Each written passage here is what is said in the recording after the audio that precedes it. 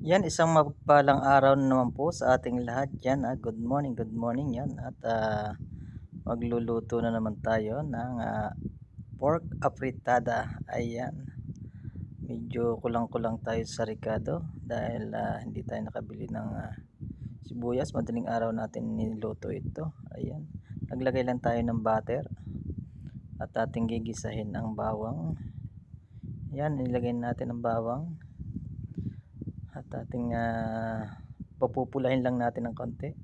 Yan, huwag niyo na pong pansinin ang ating kawali dahil pinagprituhan po yan ng manok. Ang pritong manok yan At ginamit ko na rin yung konting mantika. Dinagdagan na lang natin ng butter. Yan. Shout out pala sa lahat ng ating bagong followers at bagong subscriber natin dyan. Mabuhay po tayo lahat. Ingat-ingat po sa lahat ng nagra-rides. Ayan. At nilagay na natin ang ating 3/4 na karne. Yan. Ang gayat niyan ay pang minudo dahil dapat magmiminudo tayo. Kulang tayo sa ricado at kaya ginawa na lang nating apritada. Yan, nagdagdag tayo dyan ng paminta. Naglagay tayo ng paminta diyan. Ayan. At ating papupula-pulahin yan.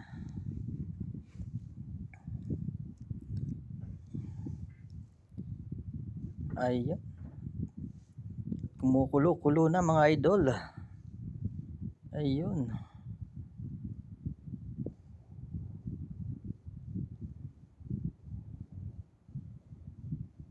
Shout out sa lahat ng ating mga friends. Nagdagdag tayo dito ng patis. Ayan. Yan, palambing naman sa ating mga idol. Yan, paki-like and share na lang po.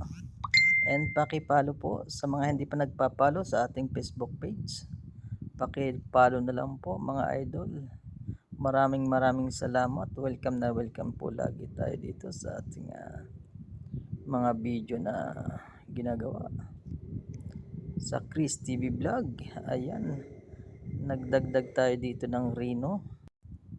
Ayan, nilagyan lang natin ng konting rino at ating yan, halo-haloin lang muna natin.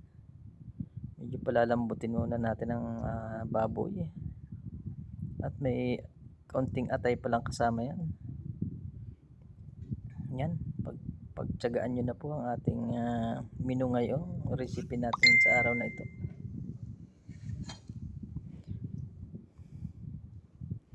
Yan, maraming salamat po sa lahat ng OFW at na nakakapanood ng ating mga video.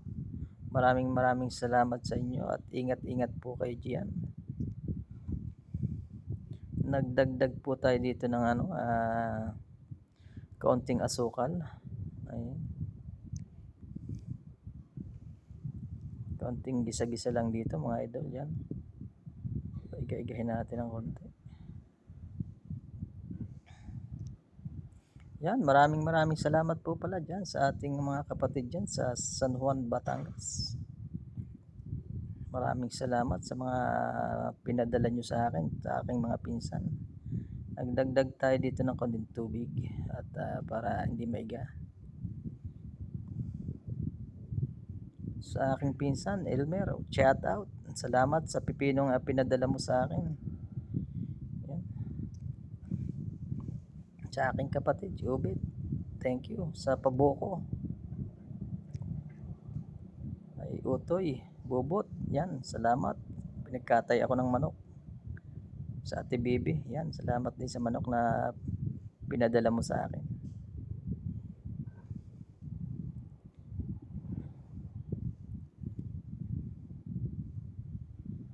Ayan, malapit na pong maluto ang ating apritadang Tagalog.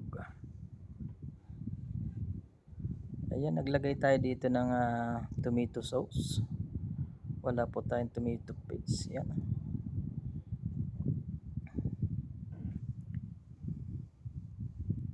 Yan ang ating pampapula, pampasarap.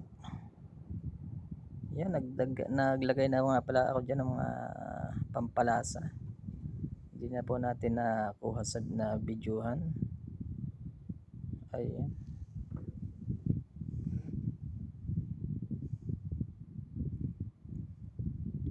Apritada po ang ating recipe ngayong araw.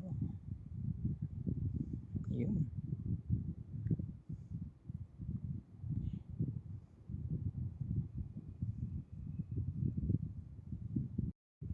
Ayan, at sa mga baguhan lang po, sa baguhang mga nagluluto, ayan. Napakasimple lang po ang pagluluto ng mga ganito. Kailangan palambutin mo muna natin ang ating karne bago natin timplahan o bago natin ilagay ang mga ibang ingredients. Ayan, gusto natin dito sa ganitong apritada medyo maraming sauce. At ika nga sabaw pa lang ay ulam na. Yan, kumukulo-kulo na. Naglagay na rin tayo dyan ng 3 pirasong laurel, dahon ng laurel. Ayun.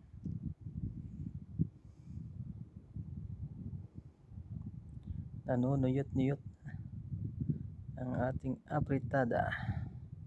Pork apritada. Huwag po natin kalimutan mag-like and follow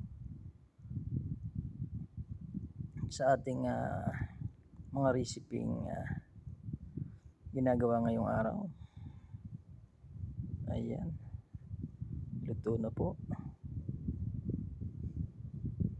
Luto na ang ating pork apritada at ating isasalin na sa lagayan. Ayan mga idol.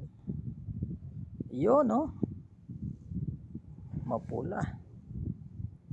Breakfast tayo mga idol. Ayan, mukhang masarap talaga. Thank you and God bless all.